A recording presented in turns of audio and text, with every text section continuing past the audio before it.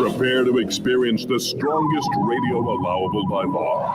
Secrets will be revealed. Myths dispelled. From the studio gym where excuses never apply, it's Superhuman Radio with your host, Carl Lenore.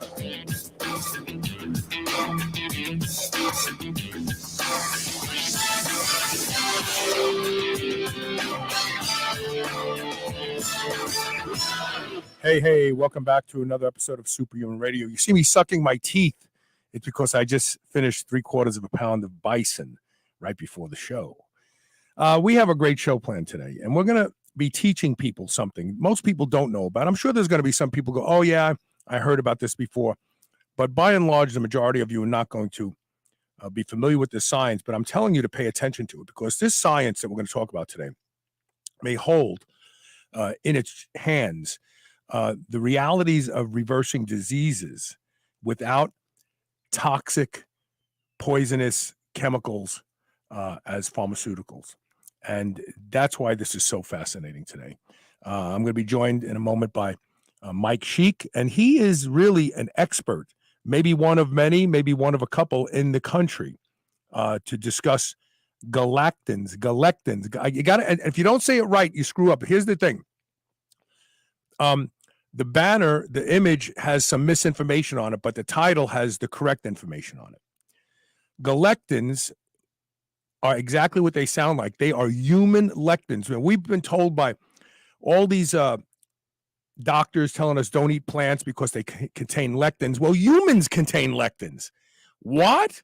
How could that be? You know, Dr. Grundy is telling us all to back away from plants because of plant lectins. Well, he may be right about plants, but nonetheless, plants are not the only thing that have lectins. We have them. Nematodes have them. Lots of simple creatures have them. And we're going to be talking about them because they actually may hold the secret to new therapeutic approaches to diseases. And I don't mean just one disease, multiple diseases. And in one of the discussions we're going to have with Mike, one of these lectins, if it's very high, it's a predictor of death, mortality, not arthritis, not shingles, death. And you want to know about these lectins because you can watch them and monitor them. And we're going to show you today, Mike is going to tell you about ways to actually target them. Before we start that, we have to thank our title sponsor, and that's Legendary Foods, makers of the sweet roll. If you've ever walked through the airport and thought to yourself, I wish I didn't care about my health enough to go and have a Cinnabon, then you know what you're missing.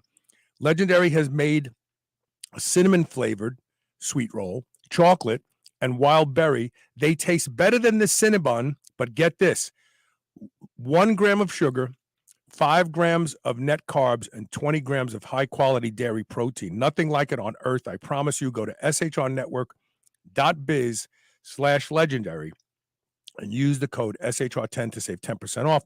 And while you're there, look at their tasty pastry, which was the Pop-Tart reinvented.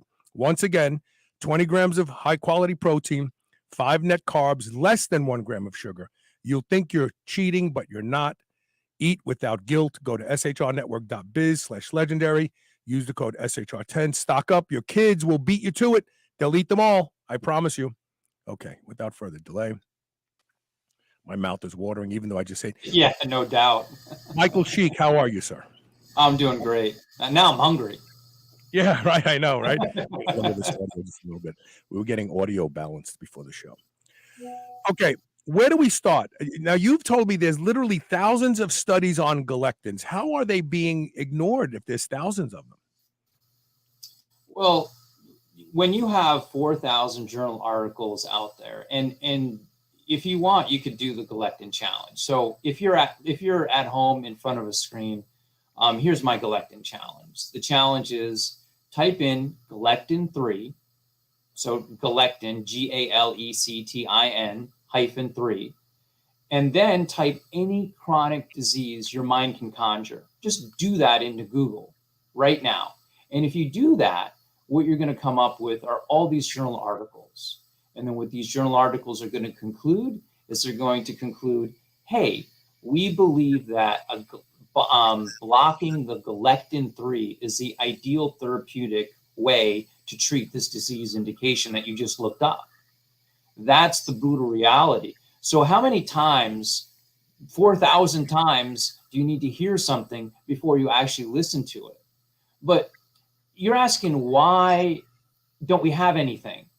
Well, because it all boils down to how many people are capable of producing these type of drugs that basically come from nature. There are carbohydrate drugs. They come from nature. How many people can do it? You really need the right carbohydrate chemist to do that. And we actually have the right carbohydrate chemist that can do that. And this is maybe a little known fact, but the word galectin, do you know where that came from? You tell me. Do you know? It sounds like a biblical word for like Galilee or something. To me, I don't know. It actually came from our CEO, David Platt. I would call him the actual grandfather of the Galectin science. He's not a grandfather yet, but anyhow, he in 1993, the first journal article came out, and he just kind of came up with it. He came up with that name, and it just stuck 4,000 journal articles later. So he's probably one of the most, I don't know, how do I say this? Well-versed? Yeah, he's probably the most well-versed person coming up with the name in the science of galectin. But I really, when it comes to his capability, what makes him so amazing to deal with is everything resorts to theory with him. And he's got a little bit of philosophy background in him. He's kind of fun to talk to. But what it all boils down to is theory. He's of the idea that if the theory doesn't work, why should you be pursuing it? So if he can't figure out something theoretically, why is he going to go down that road? And what you'll see is all his great achievements were done through theory. Looking at the science, looking at how things would bind and interact, it was all done theoretically. And that's why his results that he gets in terms of creating these drugs were so absolutely amazing. So it's actually a lectin, which is a protein. What's the GA part of it? Galectin. It sounds like two abridged words. Do you know? It is. The lectin is basically preferential, or only looks at and recognizes galactomannins. Ah, like glucomannan. Yeah, so a specific carbohydrate is what this lectin recognizes. So it doesn't recognize other proteins. Right. It only recognizes these. So it's funny because we live in a space today where carbohydrates is a bad word. Yeah.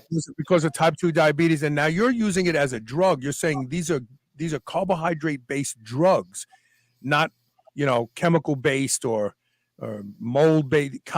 Explain how that comes about to realize that there are carbohydrates that can cure. There's carbohydrate-based drugs that what they do is they block the interaction with these galectins.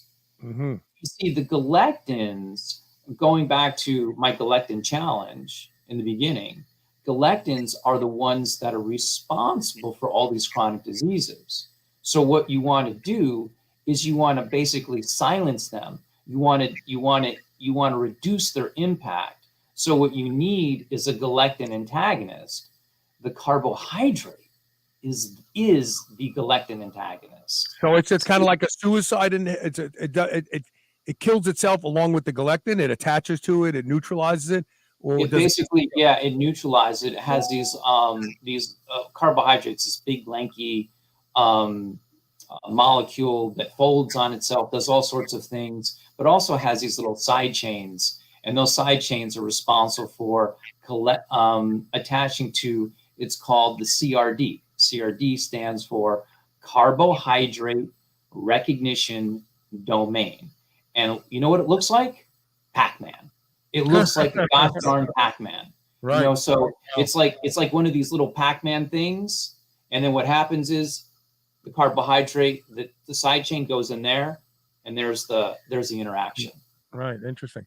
Now, are we sure that the relationship between disease and galectins isn't corollary? Like, is there research that shows, okay, we see galectins and we see this outcome. When we remove or neutralize the galectins, the outcome goes away? We've actually seen that. Let's use the most extreme thing that I've ever seen.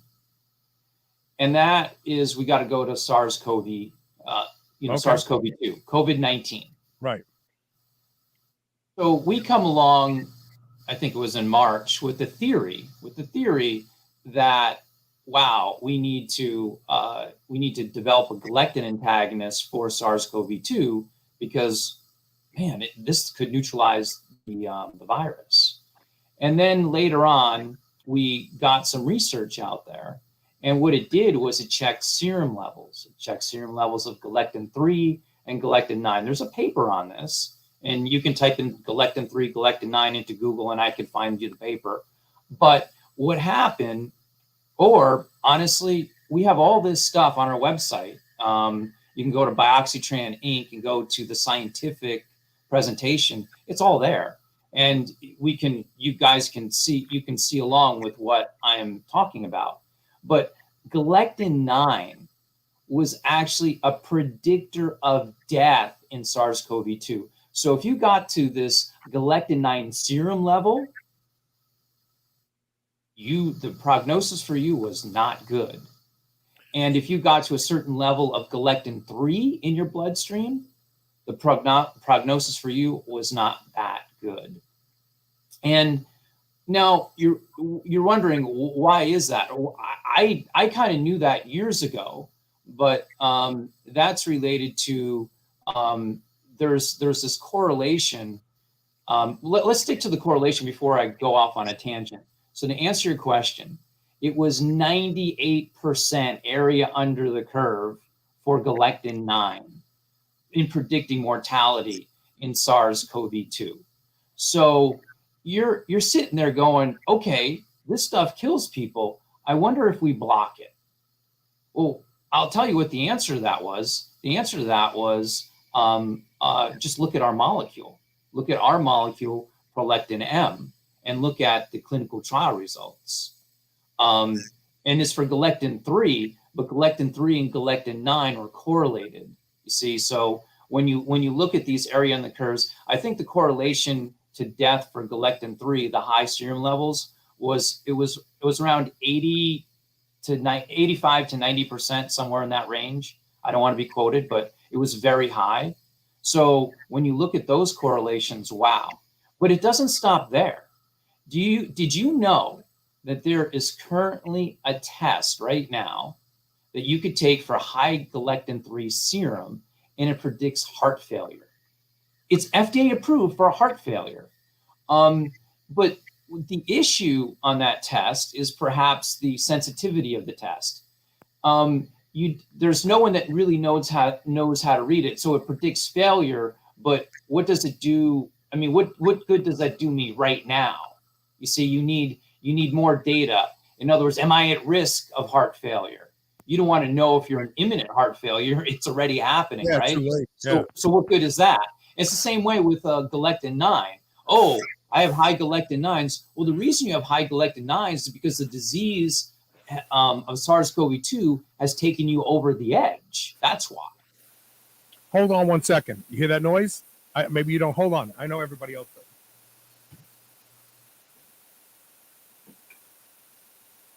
Drum roll, please. We must have a special guest.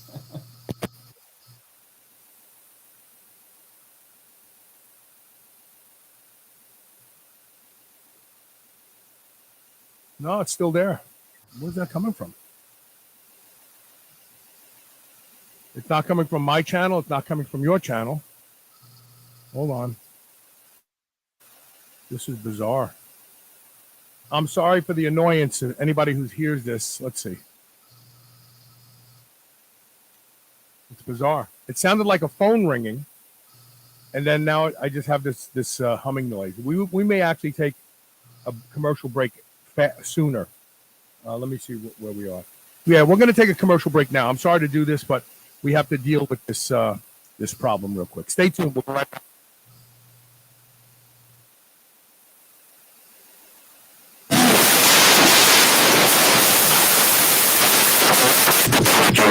You're doing any.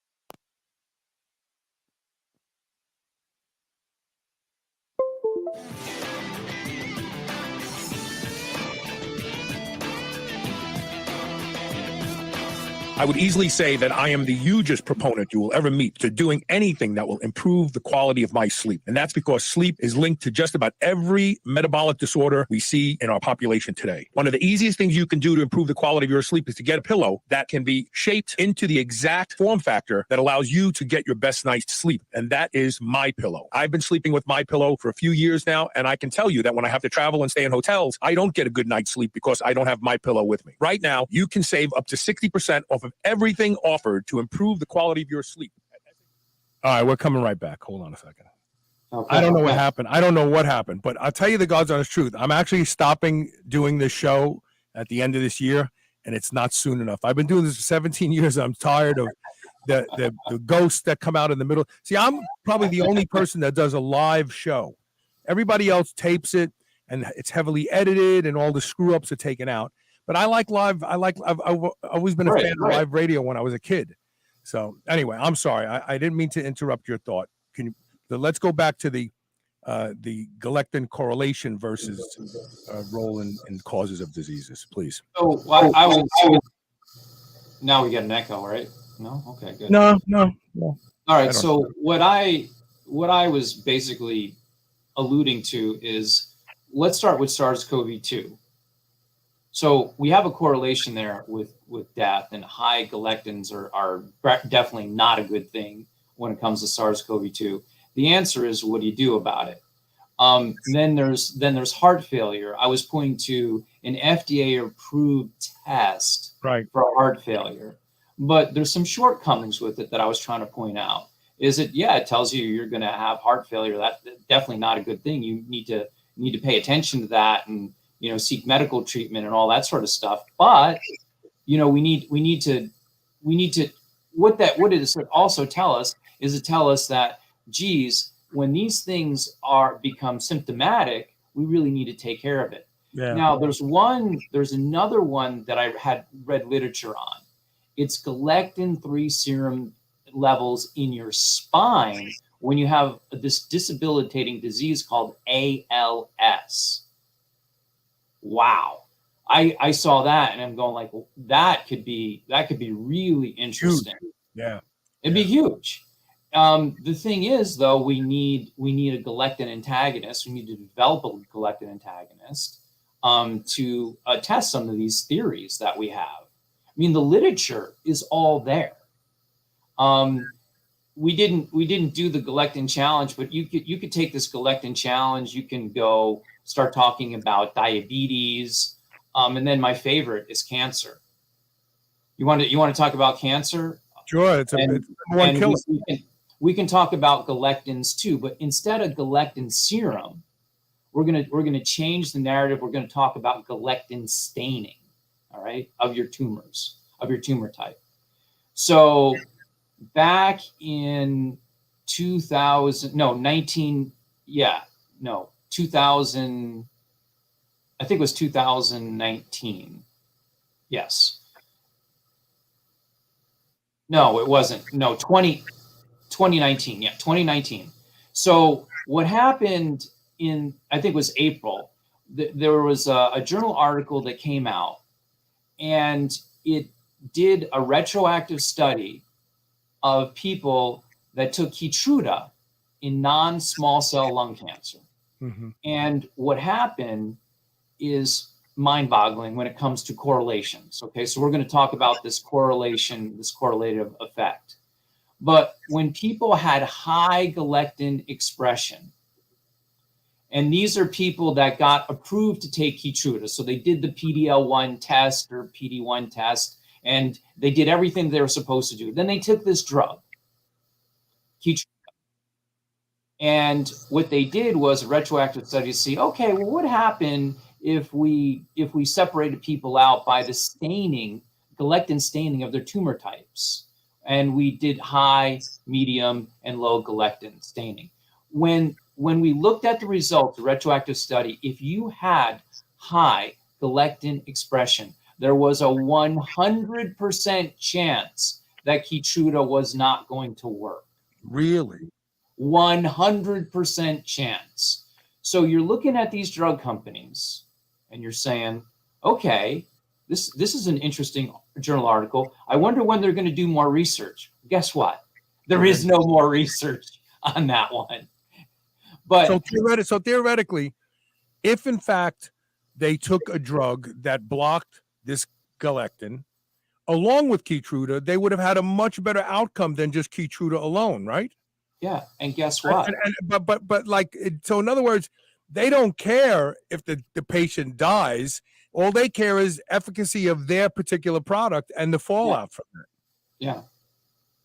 And I was a big advocate of Galectin Therapeutics. That they're a competitor of ours, but they actually came up with the answer. You know what the answer was? Just do the Galectin. They gave people that were highly experienced, which means they failed like six therapies. Okay. So these people, and hopefully everyone realizes, so let's say you failed Keytruda 6 times. Okay, well, let's give it to you a 7th time and see what happens. But this 7th time we're going to give it to you, we're going to mix it in with belapectin.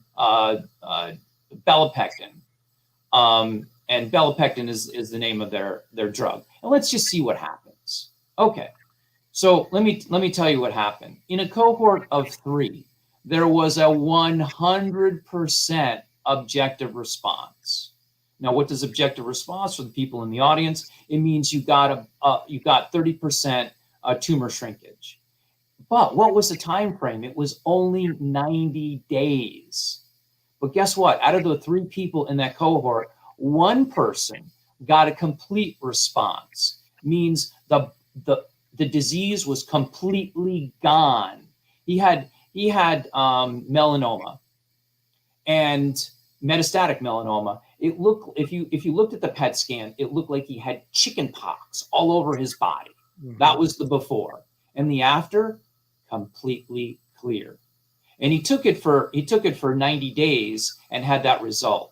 Well, does cancer go away in 90 days? No, you got to keep at it. Your immune system has to continue at it. So yes, it had a good effect. But the problem is they didn't keep it on it long enough. So, there's just one example in cancer. Amazing results. What happens? And what it did is it took the study and it validated. So, are you grasping the magnitude of what I'm telling you here? Of what you can because these people were, as you said, your term you used, they weren't naive to these types of treatments. All the other treatments failed. So they're lost cause. All the other treatments with the same drug failed until they added this one. Okay. You see? So it's a little bit. So do you even need that drug if you focus on the galectin? The answer is yes. I believe that you do. I don't think these galectin antagonists are going to work by themselves. They're really good with combination therapy. Now, the amazing thing is given these anecdotal, or not, these aren't anecdotal results. These are given these clinical trial results. I can't even say they're anecdotal. Given these results, why hasn't anyone done anything with it? Okay, so that's why I'm here. I am a galectin evangelist. I am preaching about galectins and how important they are. And here I am talking about a competitor of mine. And why am I not concerned about the competitor of mine? Well, I think you can read between the lines. Mm-hmm. So, is there something that predicts higher levels of galectins in people who have certain lifestyles, or lower levels of galectins? Yes, what you can do is you can, and this isn't FDA approved by any measure. So let me get this out there. But high galectin serum levels are not something that you would want to see, and that is, you know, we believe, and so we haven't done any studies on this, all right, but we believe that if we start doing studies and we start doing these retroactive studies, we're going to see high galectin serum levels in people with cancer, in people with diabetes, in people with heart disease. We already know that one, right? But do you see what I'm saying? But we need a better way to figure out if it's just noise, or do you use it in conjunction with something else?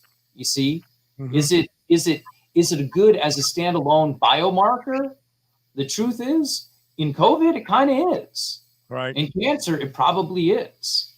But well, we don't know yet. With heart disease, right? When you see the lowering of the target galectin, do you see recovery from heart failure, or are they always broken, just never die? You know, that's the thing, is we don't know yet because we haven't tried that. And that's what makes this science so exciting. You're hitting the nail right on the head. There's so much that we don't know. And after 4,000 journal articles, you got to sit there and you got to say, so when are we going to start looking at this stuff? Well, guess what company wants to do that? I don't know if you're reading, but we're raising our hand. We want to do that. Right. Well, I'm going to put your website up. I'm going to put your website up while we're talking. But what's the challenge?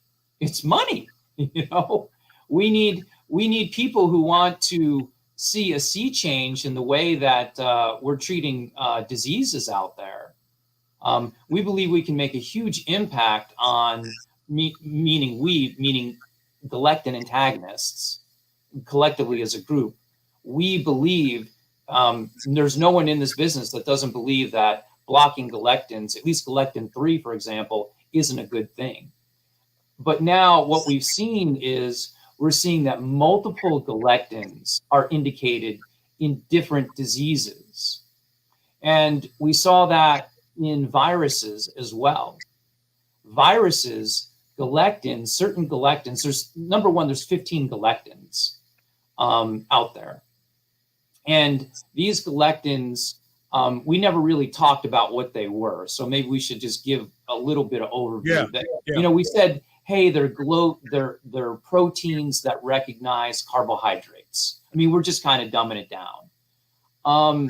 But really what they are is their galectins are made inside the cell. They're intracellular, but then they're also extracellular. Now, intracellular, that universe, I'm not going to open up Pandora's box. I'm not going to get into it. But there's interactions where you could see they're very important.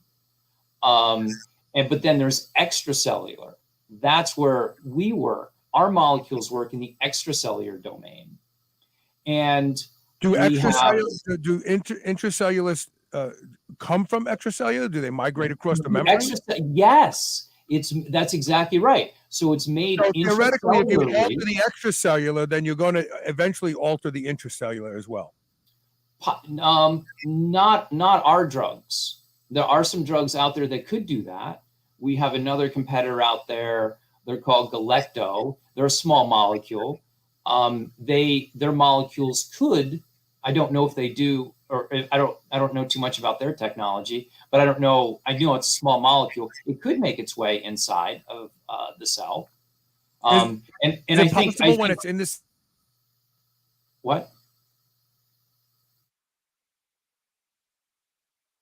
Oh, you froze up on me. Galectin. Can you repeat that? You froze up on me for a second. No, I lost your microphone. Is the intracellular maybe not as vital as the extracellular when we're talking about, because if you're measuring it in serum, that's extracellular. Yes. And if attaching that has an end result, maybe the intracellular really isn't as harmful as the extracellular. I think the extracellular functions of galectin, I think, are at a much higher level of importance to diseases than the intracellular. So yes, we want it. We, in other words, we, meaning my company, is focused on the extracellular domain. So extracellular, the serum levels, not the intracellular. Is anyone treating, for instance, cancer with galectin antagonists, or is it agonists? I'm sorry. Yes, I think our competitor, Galectin Therapeutics, might be doing that. I think that they are on the road to doing that. Are they considered alternative or standard of care? If they usually standard of care is set the body on fire with chemotherapy and zap it with radiation and hope for the best. And if that you don't is do that, is not a good strategy. That is not a good strategy at all. And I wouldn't recommend it. But remember, I'm not a doctor. Okay, so let me put out that caveat. Right. So in other words, I wouldn't recommend that to any of my family. I'll say that. I'll say it that way. But when it comes to cancer and chemo, what happens is we have these great immunotherapy products out there. And then what did I just tell you back in, like I said, in 2019, when they came out with that journal article that showed the correlation? Let me tell you the other side of the correlation. So it was 100% predictive that it won't work. It was 90% predictive that it would. Interesting. Or you know what? Maybe I had that the opposite way. But look, so really, at the end of the day, it was 1% that it wouldn't work. In other words, right? Theoretically. In other words, if you had Keytruda and you had low or moderate galectin 3, your Keytruda treatment was going to work. Mm-hmm. Okay. So why didn't it work on all those other 100% of that patient cohort? Well, let me tell you why. It's because they had high galectin. They had high galectin serum levels or high galectin staining levels on their tumor. So what happened if you would block it? What happened? Well, that's where I was giving you the results in that cohort of 3 that was done in phase 1. We already know the answer to that. Amazing data. And, I forget what the name of the new drug is that they did for rectal cancer, where they talked about, how great it was.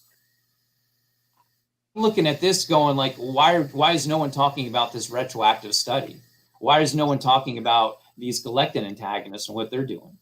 Right. Why is no one talking about what we've done in COVID? Maybe we should talk about that now. So what causes the differentiation between galectin 1 and galectin 15? Why aren't they all just the same? Are they like what do they call that? Stereo isomers of each other, or what's the difference between all the different? I'm not familiar with that term, but it all boils down to what does their structure look like. Mm-hmm. So I'm going to use my hands here to try to illustrate this. So this is a carbohydrate recognition domain. It's a Pac-Man. My hand is a Pac-Man. My other hand is a Pac-Man. And a galectin 1, boom, 2 Pac-Man with their backs to each other, right? Mm-hmm. A galectin 3 is let's make a snowflake, like a star with all these things, right. And then we surround the galectins around it, so it looks like a snowflake shape. And then you might have a galectin 9, which has like a bar between it, and then, let me see, a bar between it, and then 2 galectins. So instead of being back, there's a space between it. Right. So what all these things do? What do galectins do? They're adhesion molecules, and what they're really good at doing is stitching cells together, helping stitch cells together. When does that come into play? Fibrosis. Mm-hmm. And fibrosis is the scarring of tissue in the hopes of mending it, right? So right. You have cells that undergo apoptosis, which means they basically die and they blow up. and then you gotta stitch that field. So what happens is these fibrosis is created. There's a pathway that creates the fibrosis, and all these galectins come in to basically generate these fibrosis bands and rebuild the network. So they're adhesion molecules that help keep things together, and that's probably why you want to eliminate them so they can't build that fibrosis. Mhm. Did you know there's animal models out there right now, and what they do is they knock out the gene that produces Galectin-3. They're called Galectin-3 knockout mice. Mm-hmm. Guess what happens if you want to insult their liver, for example? You can bombard them with toxins. It goes straight to the liver, right? You're going to create some fibrosis. Guess what? No. Nothing. You take away that Galectin-3, you're taking away the building blocks for fibrosis. It's What- so I it's wanna- proven in animal models. I'm sorry. I didn't mean. I want to ask you a question before we go into this break. So, what does does type 2 diabetes correlate with high galectin levels? And if so, what does diet have to do with modulating, moderating, or increasing galectin production? Okay, there is a correlation between Galectin-3 serum and diabetes. Absolutely. Just type it in to Google right now and you'll see the journal article. So for me to answer that question, I really got to go look at the journal article. I don't know the answer for it, but what I do know is that they are in fact correlated. Mm-hmm. And I would like to look at diabetes a different way. And when you look at it this way, what is diabetes? It's really fibrosis of the pancreas. I want you to think about it that way. Is it really? I mean, we could think of it that way, but not all diabetes comes from a fibrotic pancreas. Not all of it does. Well, right? no, not type 1. No, but I'm just trying to create a higher level understanding of it. So we know, like for instance, we know that the ketogenic diet, the real ketogenic diet, when you're eating a lot of fat, moderate protein, and virtually no carbohydrates, it can reverse metastatic cancer, it can shrink tumors, it can do a lot of magic things that we're talking about here. Now, is it realistic for people to go on that level of a ketogenic diet? Most people won't. They can't. With that being said, what happens when you eliminate carbohydrates from the diet? Now, all of a sudden, these things got nothing to hang on to, right? Is there a suppression? No, they're a function of, remember, they're excreted from cells. Okay, that's where they come from. And they fine tune your immune system. That's another function that they have. So one of the functions so that's why I'm saying galectins are so multifaceted. Mm-hmm. So here they are. They have the ability to really control this fibrosis. But what else do? They modulate the immune system. All right, that's another function that they do. If you think about it, and I'll give you like one example. You have neutrophils in your lungs. So how do they swim upstream? They need something. They need some sort of adhesion molecule. And there's a couple of journal articles that have showed that Galectin-1, for example, is that adhesion molecule that these neutrophils use to kind of stay glue, like pretend you're in a bat cave or something, and you're hanging up there, and then all of a sudden you get this cytokine that says, hey, come over, and then they release, and then they go, and they flood. It's kind of like that. I don't know if I gave good imagery, but that's kind of what these adhesion molecules can help do. Do you see how that is like modulating the immune system? You kind of see how it's tied in? That's I'm just trying to give you one of the ways that it modulates. Yeah. I want to take a successful commercial break this time. Yes. And when we come back, I've got other questions. I want to talk about the thymus gland, because we can't talk about fibrosis without discussing the thymus, because the thymus has an entourage of peptides it makes that are actin sequestering. And not only they can prevent the buildup of fibrotic tissue, but they can actually reverse fibrotic tissue. Lots of good studies. I did a deep dive about a month and a half ago on thymosin beta-4 specifically. I want to bring that into the discussion. We're talking today with Michael Sheikh. The company he is with is Bioxytran Inc. Their website is BIOXYTRANINC.com. You can learn more. Stay tuned. We'll be right back with more Superhuman Radio.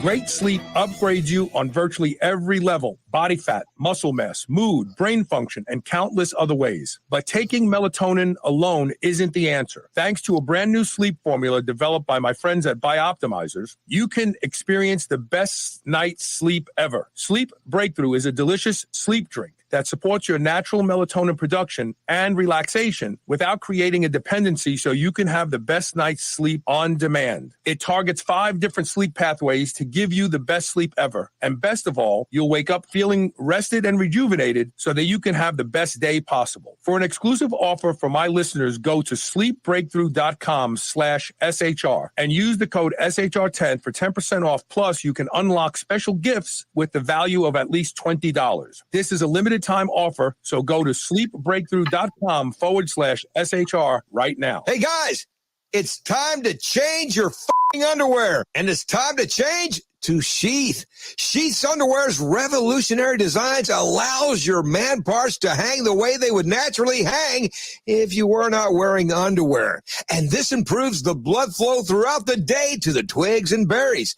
If you've never experienced wearing a pair of Sheath underwear, boy, is there an exciting experience waiting for you. Grab a pen and write this down. Go to shrnetwork.biz/sheath. That's SHEATH.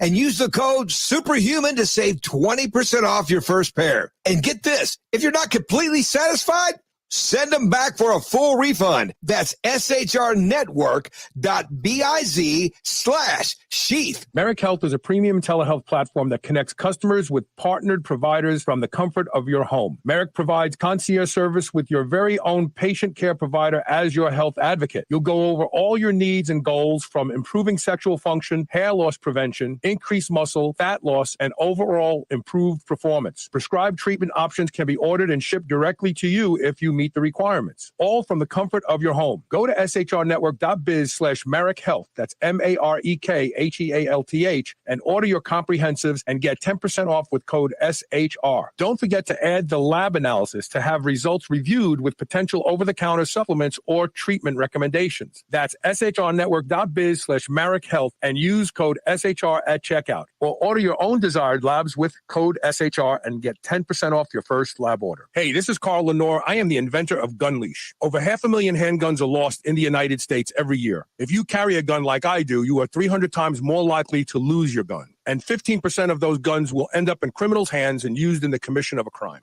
GunLeash solves that problem. GunLeash is a patented, no-tracking proximity device the size of a postage stamp. It will alert you as soon as your gun is outside of your range, so you can never leave your gun behind. To learn more and to be notified when GunLeash is available at the end of January, go to gunleash.com and get on our mailing list. GunLeash. Never lose your gun, never leave your gun.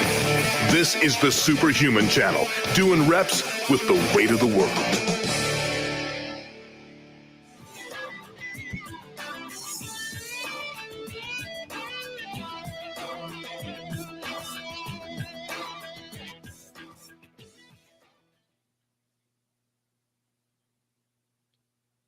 Welcome back. We're talking with Michael Sheikh. We're talking about, man, I'm having a tough day today. I really am. I'm so frustrated. You have no idea. I'm literally tired from the neck up today with everything else that I've been dealing with this morning, but I'm not crying about it. We're talking about galectins and perhaps the path to better living by understanding them better. So thymosin beta-4 is one of the hormones made in the thymus gland. The thymus gland, pretty much after around the age 40, starts to atrophy and shrink.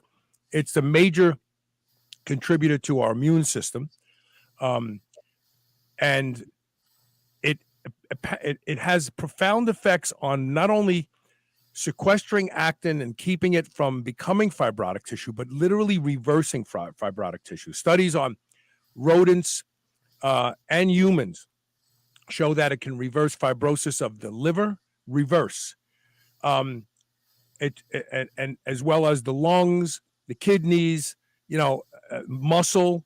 As you said before, fibrosis is a nasty thing. In fact, I think that fibrosis is a major part of what we consider the phenotypical aging. You start moving slower, standing up hurts, everything stiffens. You get, you just feel like you can't move like you used to. And fibrosis also hurts the myelin of the sheath of the nerves as well.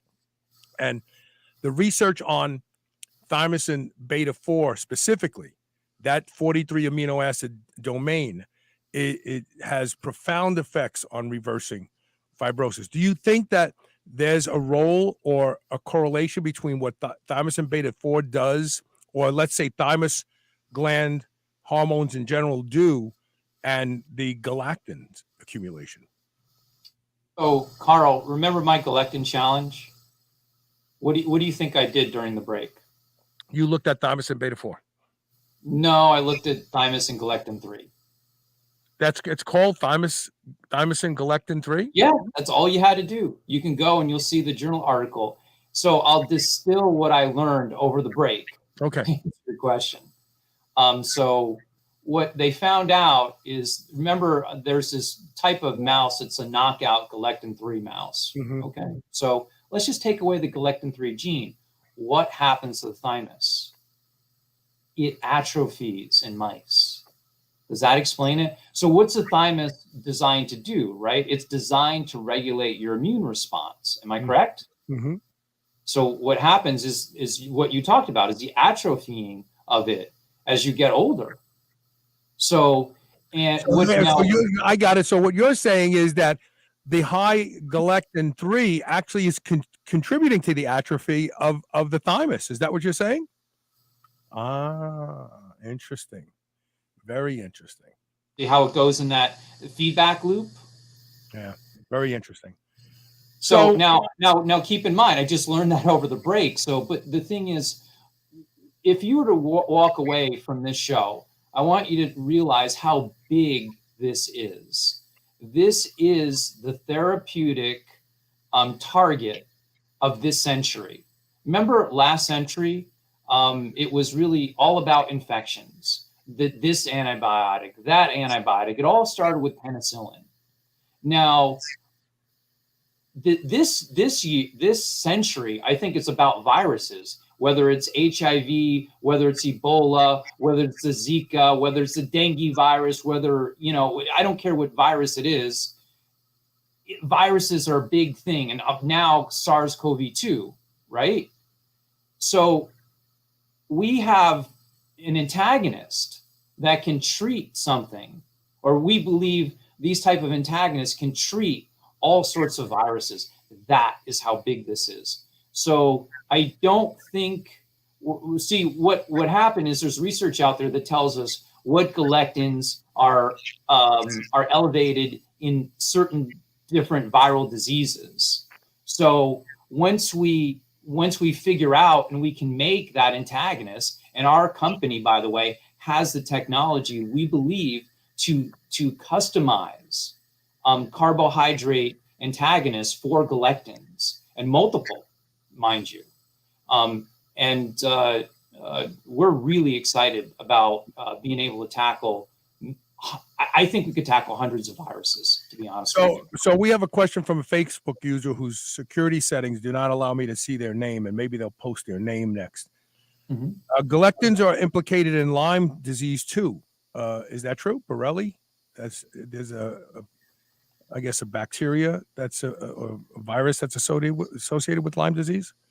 Do you know if that is true?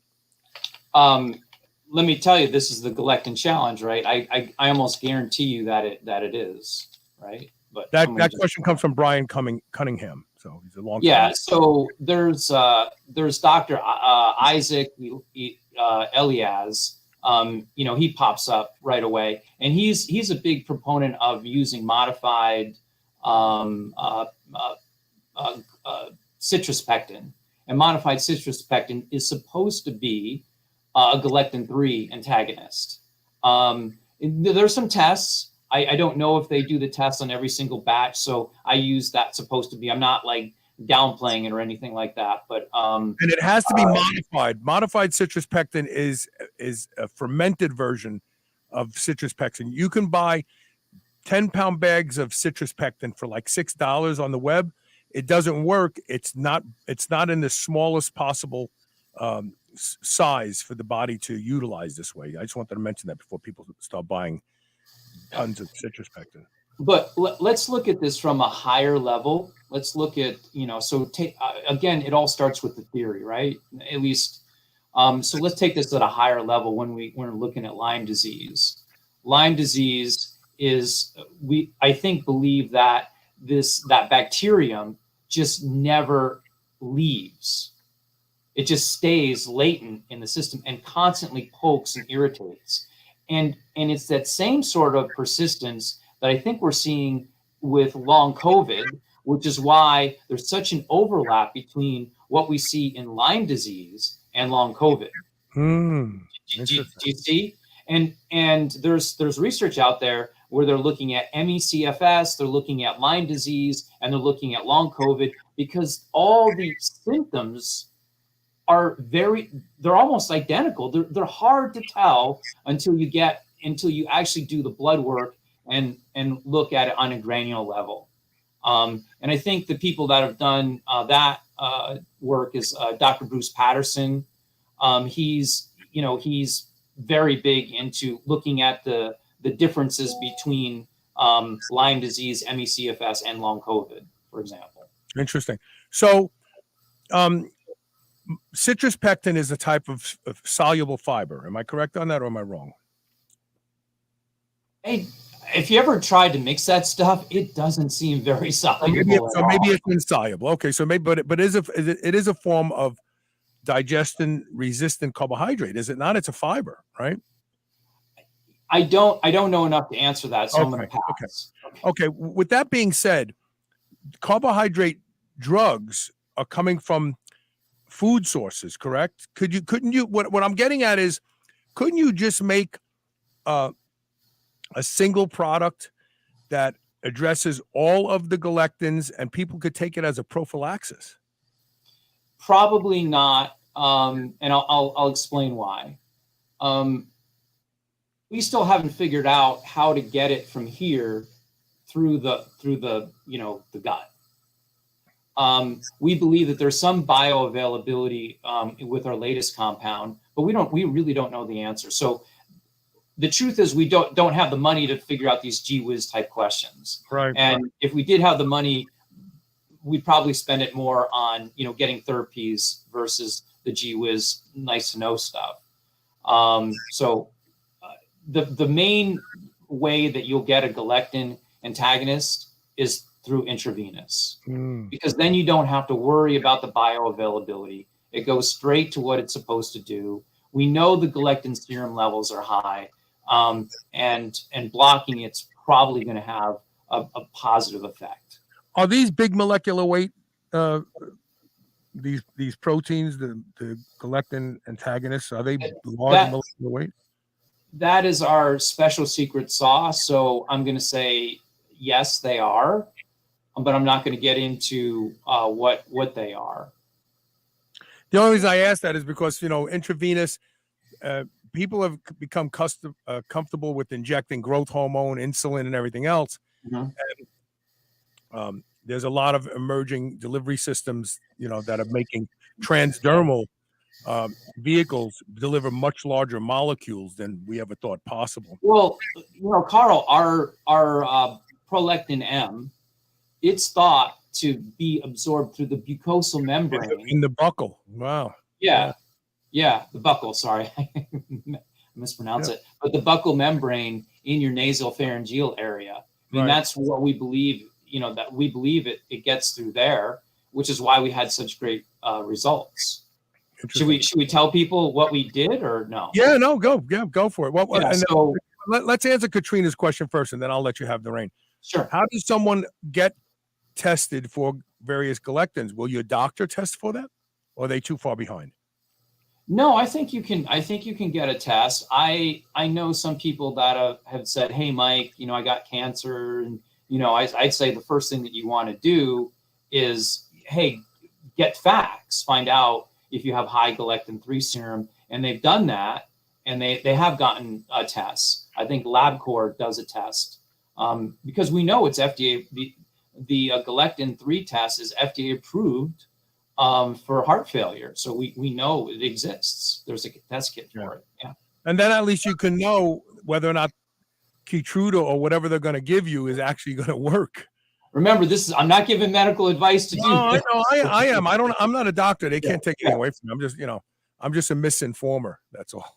But yeah, I think I really don't think that would be a stupid idea is to get the facts and find out if you have high Galectin-3 serum it's actually staining of the tumor. So they can stain the tumors for Galectin-3 like they did in that study.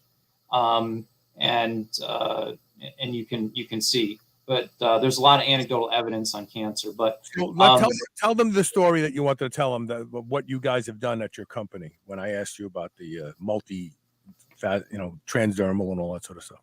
Yeah, what I was getting into is our clinical trial results. So we did we had a clinical trial. It was very impactful. We eliminated, and I want to repeat this, we eliminated SARS-CoV-2 in 7 days, 100% elimination. But that means nothing unless I give you the control. The control was 6%. And the truth is about that control number, man, it was right on, it was rounding error to be perfectly candid. So that's in 7 days, but that's not the real story. The real story is when we look at our 3-day data. 88% of the people were SARS-CoV negative in 3 days. So what that means, SARS-CoV negative, PCR negative, that means doing the nasal PCR test. That is the definitive, hey, are you infectious or not, right? That's what everyone, that's a metric that we use. So we get 83% of the people are SARS-CoV negative in 3 days. Now let's take a look at Paxlovid, for example. Paxlovid, in real world studies, they get 30% of the people PCR negative by day 20. Do you want to be sick, spreading this disease to your loved ones for 3 days or 20 plus days? I say 20 plus because that was 30% versus 88%. It's really not a fair comparison. Right. And then do you have those people that take Paxlovid, the numbers are still coming in. 1 in 5 get long COVID, for example. So now, what do you think? We don't know the answer to this, but you can just guess. What happens to people that get over it in 3 days, for example? Do you think that they're going to be at higher or lower risk for long COVID? There's no long COVID. That's what I'm saying. That's what I'm saying. The disease hasn't had a chance to really lock into your body and get into those reservoirs that never end, that never cease to end, spitting out the virus. Mm-hmm. So that's why we're very hopeful, and we can't wait to get to that phase 3. But all this that I'm doing, all this gee whiz stuff takes money, and that's probably our biggest challenge right now is that we don't want, we're hoping to get some money in the doors so that this science doesn't get left in the dust, because this science, it's going to come out there. We're going to have a breakthrough. It's going to happen. And truth is, I think our SARS-CoV-2 medicine, that, it's not approved by any stretch of the imagination, so I shouldn't call it that. Our SARS-CoV-2 experimental drug. When that comes to light, we think there's going to be a lot of things out there. Like one of the things that I'll break here for you is we've done some in vitro type studies on RSV. Is that a small little problem that we heard of this year? They wanted you to be afraid of it. That's for sure. They wanted you to be scared of it. So there's RSV, and then there's influenza. I mean, how long have we had influenza out there? For a while, huh? Okay, so we did in vitro tests to see if there's any activity. What do you think the answer is? Yes. Thank you. Thank you. Are you targeting for all these things? Are you targeting exclusively G3 or with? I mean, like with COVID, you targeted G3 with that one as well? We only did a test on G3. Is that the right target? You got to go look. Got it. But still, those are remarkable results. Maybe there is a better target. Who knows? But the thing is, what again, we only tested for Galectin 3. Could this be theoretically another type of a multi-Galectin antagonist? It probably is. I haven't tested yet, so I'm not gonna go on the fringe and say that. But it probably is a multi Galectin antagonist. And our other molecule, prolactin I, we also have an intravenous one. It's probably a multiple Galectin antagonist. We haven't tested it at all. Right. So I can't say that yet. Okay. But we did in NMR technology, with NMR resonance technology, nuclear magnetic resonance imaging, we verified that our molecule, prolactin M and prolactin M, it bound to the spike protein. Or not bound to spike protein, it bound to the Galectin 3. So we know that it's a Galectin antagonist. Right. Not 99%, 100%. We have a couple questions lining up, and I have one final question that we can ask. We're going to take our last commercial break. Stay with us, and we'll tell you about how, if you are an accredited investor, how you can reach the company to let them know if you are interested in learning more about the opportunity. Stay tuned. We'll be right back.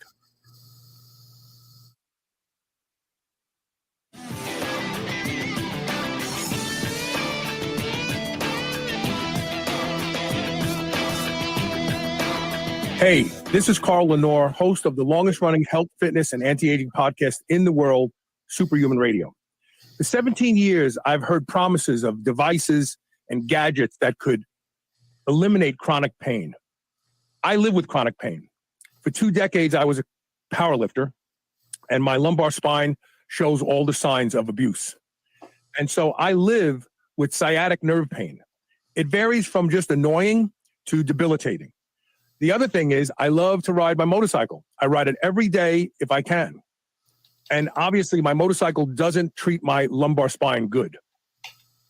I got the Kylo patch and I promised to give it a try, but I got to be honest with you, I thought it was bullshit. But I did what I was instructed. Find the right spot over the pain. You'll feel the pain start to go away. Leave it there and go about your business. And I did that. And that day I got on my motorcycle and I rode for about 3 hours. It was a Saturday. Well, leave it there. I come home that day. That day I got on my bike. I had no back pain. That's rare. In fact, it's impossible. And I spent the rest of the day wearing the Kylo patch, and I did not experience any sciatic nerve pain, which is ridiculous because after riding for 3 hours in a row, I always get pain in my back. So I gave it a try the next day. I got up in the morning. I had some sciatic nerve pain. I put it over the area where the pain was emanating from, right above my right glute muscle. And in seconds, the pain was gone. I thought, this can't be. How can this be? And I think that's what most people think when they see Kylo. They think, how could that be? Well, the technology is legit. And I can tell you right now, if you give Kylo a try, you'll find that you don't have to live with chronic pain. Check it out. Go to shrnetwork.biz/GoKylo. That's GoKailo Use code SHR30 for 30%. Remember those rectangular toaster pastries you used to love when you were a kid? Well, Legendary Foods has just made them better. The new cake-style tasty pastry is like nothing you've ever had before. With 20 grams of high-quality protein and less than 1 gram of sugar, you'll feel like you're cheating, but you're not. Go to shrnetwork.biz/legendary and use the code SHR10 to save 10% off your purchase of tasty pastries. Now available in cookies and cream, red velvet cake, birthday cake, blueberry, strawberry, brown sugar cinnamon, and hot fudge sundae. Go to shrnetwork.biz/legendary and use code SHR10 today. There are lots of concerns about food supply today. That's why you need White Oak Pastures. White Oak Pastures will deliver food right to your doorstep. You don't even have to go out and be disappointed by shopping in grocery stores. The finest beef, pork, lamb, duck, and more can be found at White Oak Pastures. And now they even have seafood. And best of all, White Oak Pastures has a negative carbon footprint, which means that you don't have to feel guilty for eating your ribeye. Go to shrnetwork.biz/White Oak and use the code SUPERHUMAN to save 15% off. Millions of people know that shrewd food is the smartest way to snack. Ever get that craving for crunchy snacks, but don't want to eat all those empty carbs? Well, instead of puffed corn or wheat like most snacks, Shrewd Food puffs protein powder. This gives these crazy efficient macros: 2 grams of carbs, 14 grams of protein. That's as high as 67% protein and with only 90 calories. So knock out the carbs, but keep the amazing flavor and crunch you're looking for. Shrewd Food is now available at Walmart and Sprouts, or go to shrnetwork.biz/shrewd food and use the code SHR25 for 25% off your order. Dogs should be powered by fat and protein, not carbs. That's why Visionary Pet makes low-carb, ketogenic dog food for dogs of all breeds and life stages. From kibble to freeze-dried and even low-carb treats, all Visionary Pet recipes are very low-carb, ketogenic, and made with 100% real meat protein. Shop now and use code SHR for 20% off your first order today. Your dog deserves the lifelong benefits of optimal nutrition. Make the switch to Visionary and see why smart dogs eat low carb. This is the Superhuman Channel, where brawn and brains finally meet.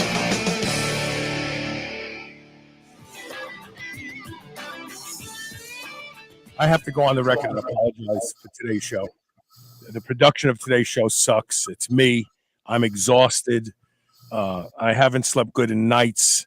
I'm launching Gun Leash at the end of this month and still doing the podcast. And I produce my own podcast. I do everything myself. And I this is not the way I want to be remembered. So I apologize in advance that today's show was so fragmented. I apologize to my guest because I am only human. Remember that song? I am. And I'm feeling the drive. I'm 64 years old, Michael. And I train every morning with heavy weights. I get to sleep early at night, but the past few nights I can't sleep. I have a lot on my mind. And of course, doing these shows is one of them. So I apologize to everybody if the show was somewhat difficult to listen to, but the information is wonderful. And you have to pay attention to this because who knows, you're not going to hear this stuff from your doctor. He's not going to come out and say, hey, let's look at Galectin 3. He's not. He's going to say, let's get you signed up for chemotherapy. And you've heard me say this before. Chemotherapy is like burning down the entire house to get a stain off the carpet. It's horrible. Most people, they have a 5-year, they say 75% of chemotherapies is successful. Well, yeah, 75% of them either lived 5 years or more or died from something else, like cisplatin destroys your kidneys, radiation to the left breast in women who have breast cancer, they end up with heart problems. So don't be fooled by, oh, yeah, we have a great success rate with chemo. Yeah, you don't die from cancer, but you die from other things. So I just want to go on the record for saying that. I'm sorry. I didn't mean to take a pity party for myself. Anyway, let's finish up. We have a question here. Let's see who it is. So I can't read that. Me and you, Thalat, on Facebook says, what effects do Galectin antagonists have on antibodies? Okay, good question. Galectins, Galectins don't have, I don't believe, any effect on antibodies, because remember, we're talking about the Galectins themselves.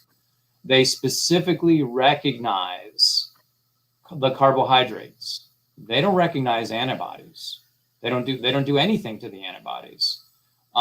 Perhaps maybe the question is regarding how our molecule would interfere with perhaps an antibody that's designed for SARS-CoV-2 is what I'm thinking, right?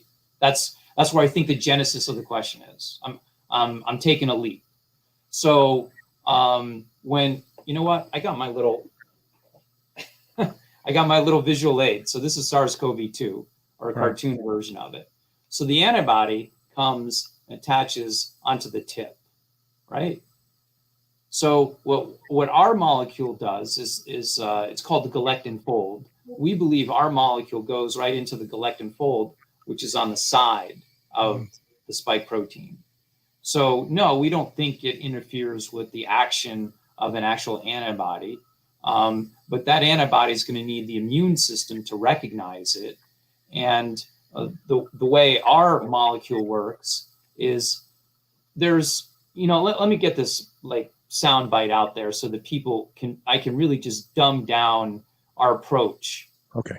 There were 10,000 plus clinical trials worldwide on SARS-CoV-2. 9,900, and I'm saying this figuratively, 9,999 of them are all going after the same approach. They're trying to take the immune system. They're trying to squeeze more productivity out of it, make it work smarter, faster, harder to clear the virus. Their whole goal of all the approaches are to clear the virus faster. What do? We come in through the mucosal membrane, of course, buccal membrane, rather. We come in through there. We bind to the virus. Where do we bind? We bind on the side. We neutralize it. We prevent entry. That's the difference, and that's the idea. And we do it how fast? Extremely fast. We're not waiting for some colonal expansion of the B cells and the T cells. We're not waiting for any of that. We do it right away. And as long as you keep doing it right away, what happens is this fire dies down in you, which is the virus. And then your body's own immune system attacks it. I just gave you basically a little bit of idea of the mechanism of action of how our drug works with that. So I hope you don't mind that little pivot. No, that was good. Answer the question. That was very good. Do we have anything we've missed? I'm looking on I think we've covered everything. What about the long COVID? We've done shows on long COVID, and there's a lot of different theories, but obviously if it works that fast, there is no long COVID. Even if you have long COVID and you take it once you've been diagnosed with long COVID, I would imagine this approach would probably clean it up pretty quickly. Have you given G3 or other galactin? What we are doing is we're going after the long COVID indication, because long COVID does create lots of fibrosis. So the top theories in long COVID, and I'll just cover this very quickly. It's number one is you have the viral persistence, or you have these viral fragments that are out there. The second thing is tissue damage. The tissue damage is from the clots, the blockage, basically the breakdown of the endothelial cells. What I don't want you to do is I don't want you to look at ritonavir, which is part of Paxlovid. I don't want you to look at what that does to endothelial cells. You'll be horrified. Which one? You're talking about remdesivir or something else? No. I'm talking about Paxlovid. So Paxlovid is nirmatrelvir plus ritonavir. Ritonavir, if you look at the side effects, it impacts these endothelial cells. So when you look at it, when you look at the NIH doing the biggest long COVID study on and using this medicine, you're just kind of doing one of these things. Well, it's funny that all those drugs are coined the name, oh no, death is near, like the remdesivir. Oh, remdesivir. Yes, I mean, they're all like, oh yeah, they seem not to be complementary to health. Let's put it that way. And that's probably part of the problem. The pharmaceutical industry has gotten away too long for creating drugs that do a specific job, but cause catastrophe and fallout around it. You know, it's like, okay, you made the virus go away, yay, but all the people got heart attacks. Oh, but you made the virus go away. Yes. And that's kind of like, you know, we've allowed the pharmaceutical industry way too long to have acceptable unwanted effects. Not because if a drug works, it has it. That's a side effect that it works. But we've accepted for too long, thanks to our politicians who are in big pharma's pocket. Oh yeah, well we cure the heart attack, but yeah, they're going to get cancer. But that's a necessary. Like, it's like the pharmaceutical industry looks at things like the lesser of two evils. Yeah, you're going to die, but you're not going to die from the disease we're treating you from. You know, and isn't that kind of what happened with the vaccine? That you know, they're you know, I mean, the same sort of. I don't want to be. I'm sorry. No. I'm going to say no. I don't want to be a conspiracy theorist, because that's what people are going to say. But the fact that, first of all, the fact that this was pushed on the American people the way it was tells me there was more to it than saving lives. And as a result of that, we are actually seeing fallout from the vaccine. You can't deny that. This is accurate. Other countries are releasing their data. Israel just released it a bunch of. Israel is the most vaccinated country in the world. Sure. They're like 99% vax and boosted, and now they're seeing the I just watched of a show the other day of the Knesset. They're like ready to fight, because they're saying all of our people that we've hurt with this.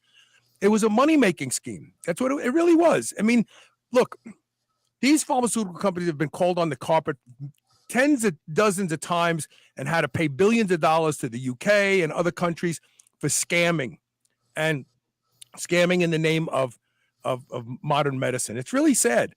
And so you have to make your own decisions today. The government isn't going to tell you the truth about anything. They're not telling the truth about this train that just caught on fire and just north of me. You know, they said, oh, it's a controlled burn. So now all of a sudden, people within a 10-mile radius, their chickens, their deer, everything's dying. Oh, it was controlled. It's safe. It's okay. So when the government says something, are they being malicious? Are they being creepy and crooked? I don't know. Maybe they're just so incompetent. But regardless of what it is, neither one of those are qualities that somebody should have that's running a country. And so you got to really be an advocate for yourself. If you don't think you should do something, then don't. You know what's best for you. Don't turn everything over to somebody else. That's all I'm going to say about that. That's it.